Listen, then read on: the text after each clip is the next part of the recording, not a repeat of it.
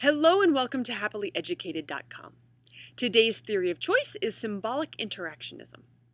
I was first introduced to the idea of symbolic interactionism by my German teacher in college, who once said to me, "An apple is not an apple." As he explained, we call this object by the name apple, but there is nothing inherently apple about it. We could just as well use any other word to describe it, which explains why different languages have different words that identify this object. So basically, we name things in order to be able to think and talk about them, or in other words, we relate to other people and things through the use of symbols. These symbols include words, but are not limited to them, and so we ascribe meaning to many different types of symbols. For example, people make certain judgments about you based on the clothing you wear, and this is because certain types of clothing have come to represent certain lifestyles. So, for example, the typical hippie dresses very differently than the, stereotypical business executive. And because you know the meaning that are associated with different clothes, you can purposefully influence how people think about you and, construct an image for yourself by your choice of clothing. Another example, physical gestures are often used to communicate meaning. So in the United States, sticking up your middle finger is not a nice thing to do. And this is just because of the meaning that we associate with that gesture. In another culture, that particular gesture might have absolutely no meaning at all or might have a different meaning. But undoubtedly, they would have some physical means of expressing their displeasure with one another. A final example, red means stop and green means go, right? In this case, it is the color of an object that tells us how we should drive. Now, if long ago some pioneering traffic light designer had decided that blue should mean go and orange should mean stop, then today we might associate those colors with stop and go instead. So symbols allow us to communicate quickly and efficiently with each other so long as we share a common understanding of what the symbols mean. Individuals base their behavior toward other people and other things based on their personal interpretation of whatever symbols that are available mean or represent. For example, if you encountered two individuals, one of whom was wearing a white jacket and holding a stethoscope, and the other who was wearing a ski mask and carrying a gun, chances are that you would react to their presence very differently. So we use symbols to define the situation we're in, and then we react to those symbols, which may or may not correspond to or represent reality.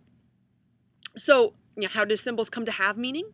Well, this is a process of social constructivism or constructionism, as I described in my last post. Meaning develops during the course of social interaction, or basically, together we construct the meaning of a symbol, any given symbol, or we give symbols meaning. Of course, symbols are kind of useless unless multiple people understand them to have the same meaning.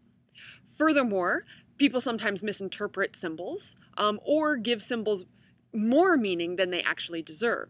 So in a case when two people maybe, have two different meanings for a symbol, chances are that one or both of them will end up feeling confused or offended or frustrated or who knows what.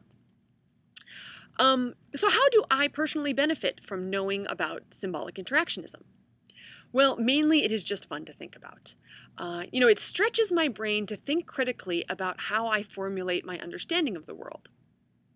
Basically, my experience and yours of reality is filtered through symbols.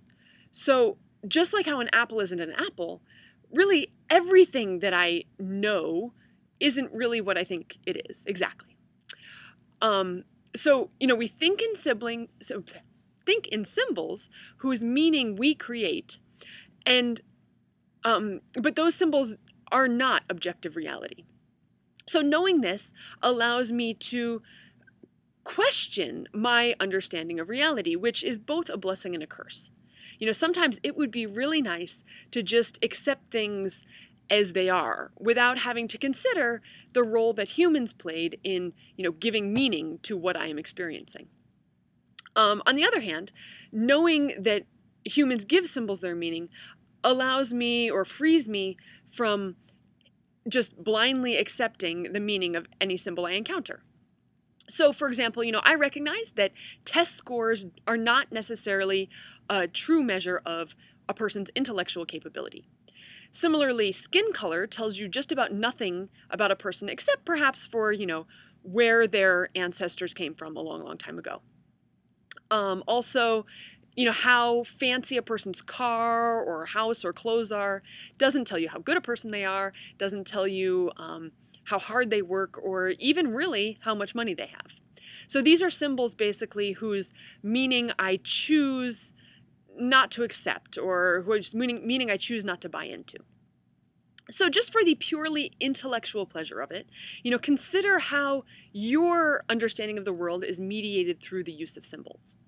You may find that there are some symbols whose meaning you'd prefer to change or reject entirely. And if you do, I would encourage you to talk to people about it, because that is how the meaning of symbols evolves. So thanks so much for listening, and happy learning.